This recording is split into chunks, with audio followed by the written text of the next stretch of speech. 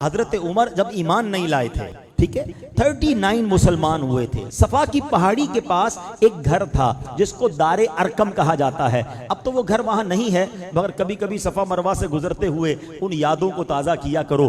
سوچو ہمارے صحابہ کی کیسی قربانی تھی۔ آج اس مسجد میں مائک لگا کر کھلے عام آپ اللہ رسول کی بات کر رہے ہیں۔ ایک دور ایسا بھی تھا کہ سجدہ کرتے تھے تو مار پڑتی تھی، نماز پڑھتے تھے تو مار پڑتی تھی، اللہ کا نام لیتے تھے تو مار پڑتی تھی، اتنا ستایا جاتا تھا۔ کعبہ سامنے تھا، کبھی سوچو صفا کی پہاڑی اور کعبے کے درمیان ڈسٹنس کتنا ہے، بہت تھوڑا سا، کیونکہ کفار مارتے تھے، اتنا خوف، اتنا ظلم تھا۔ 39 مسلمان ہیں اور حضرت عمر ابھی ایمان نہیں لائے۔ حضرت عمر نے تلوار لی اور تلوار لے کر کہیں جا رہے ہیں۔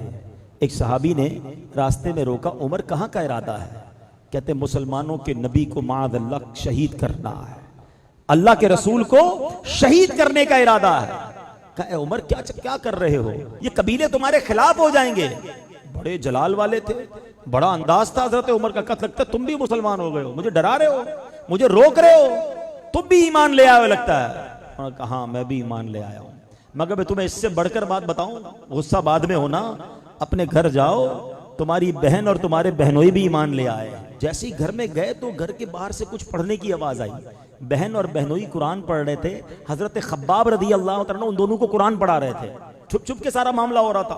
جیسے حضرت عمر کے آنے کی اطلاع ملی تو حضرت خباب پیچھے چھپ گئے اور اندر گئے تو جاتی حضرت عمر نے کہا بتاؤ تم لوگ کیا پڑھ رہے تھے؟ جب غصہ کیا آپ نے تو انہوں نے کہا کہ ہم قرآن پڑھ رہے تھے۔ تم ایمان لے آئے ہو؟ کہا ہم ایمان لے آئے۔ حضرت عمر نے اپنے بہنوئی پر حملہ کر دیا، لہو لہان کر دیا۔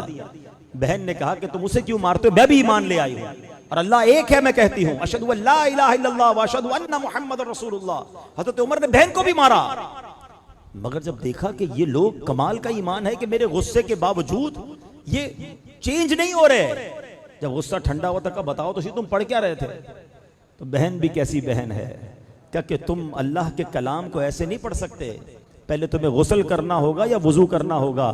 میرے رب کے کلام کو پاک لوگ ہاتھ لگا سکتے ہیں۔ اب تلاوت قرآن ہوتی ہے، آئے ہائے، قرآن کا ایک ایک لفظ نور بن کر حضرت عمر کے دل میں داخل ہو رہا ہے۔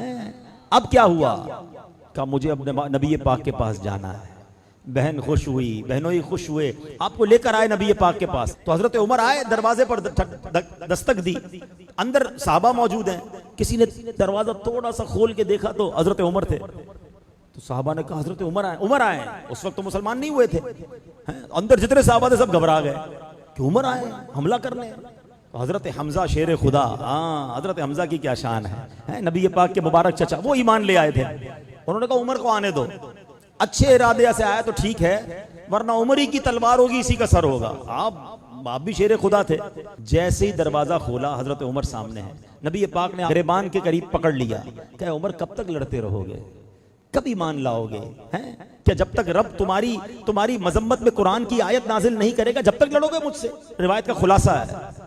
حضرت عمر نے جب یہ سنا پھر نبی پاک نے دعا کی، اے اللہ یہ عمر ہے اس کو ایمان کی دولت عطا کر دے۔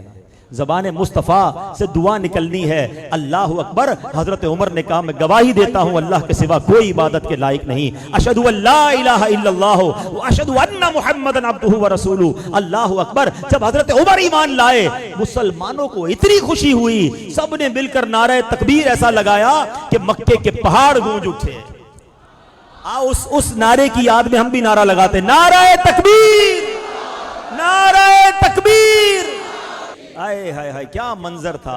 جب پڑھو نا اس واقعے کو کہ حضرت عمر کے ایمان لانے کے بعد جو مسلمانوں کا حوصلہ بڑھا، آپ کو متمم الاربعین کہا جاتا ہے، آپ 40ویں ہیں، 40 کا عدد پورا کرنے والے حضرت عمر ہیں۔ اور سنو اس کے بعد کیا ہوا، حضرت خباب پتہ ہے کیا کہتے ہیں، تھوڑے دن پہلے ہی نبی پاک نے دعا کی تھی کہ اللہ عمر بن خطاب یا عمر بن حشام کے ذریعے کسی ایک کو ایمان کی دولت عطا کر کے اسلام کو عزت عطا فرما۔ نبی پاک نے دو عمر میں سے کسی ایک عمر کو مانگا تھا. عمر بن حشام پتہ ہے کون ہے؟ ابو جہل. اور عمر بن خطاب یہ ہے. اللہ کی بارگاہ میں دعا کی تھی, اے اللہ ایک دے دے اور اس سے اسلام کو عزت مل جائے. ذرا سوچو, حضرت عمر وہ ہیں کہ جن کے سبب اسلام کو عزت ملی ہے. میں اور آپ ایمان لائے, ہمیں عزت اسلام کی وجہ سے ملی ہے, مگر حضرت عمر وہ ہیں کہ جب سے آپ ایمان لائے, آپ کے ایمان لانے کے بعد اسلام کی عزت میں اضافہ ہوا ہے. کئی بار سنا ہوگا وہ شعر, اب آؤ اس کا ترجمہ سمجھ آئے گا. نبی پاک بڑے غمزدہ تھے, ان بدبختوں نے بڑا تنگ کیا ہوا تھا, اور آقا نے دعا کی تھی, اے اللہ عمر کو اسلام کی دولت دے. جب آپ ایمان لائے تو نبی پاک کے دل کو کیسی ٹھنڈک ہوئی. سنو, بریلی کے تاجدار لکھتے ہیں, ناریوں کا دور تھا, دل جل رہا تھا نور کا. ناریوں کا دور تھا, دل جل رہا تھا نور کا, تم کو دیکھا ہو گیا ٹھنڈا کلیجہ نور کا.